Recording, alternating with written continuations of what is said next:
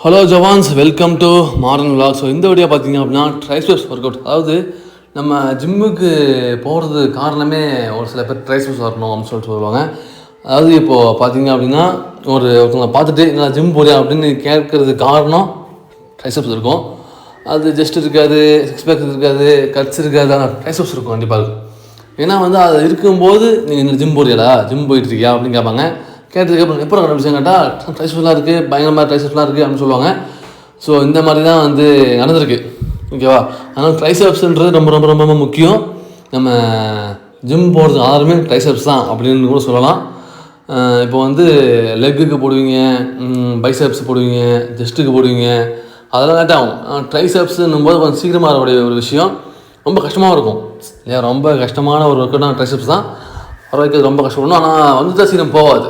வந்துடுச்சு அப்படின்னா சீக்கிரம் போகாது. அது நீங்கள் மெயின்டைன் பண்ணிங்க அப்படின்னா ரொம்ப சீக்கிரம் போகாது.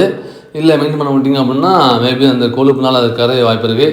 கொழுப்பு கரைஞ்சிரும். ஸோ அதனால் இப்போது பார்த்தீங்கன்னா இந்த ஜிம் ஃபுல் சுற்றி உங்களுக்கு காட்டுறேன்.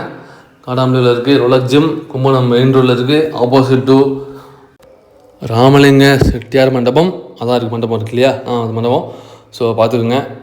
ட்ரைசெப்ஸ் கூட இன்றைக்கி, நாளைக்கு என்ன ஆகணும்னு யோசிக்கணும். ஸோ அதுவரை உங்களிடமிருந்து விடைபெறுவது modern vlogs. So thank you, Jeyagan, bye bye.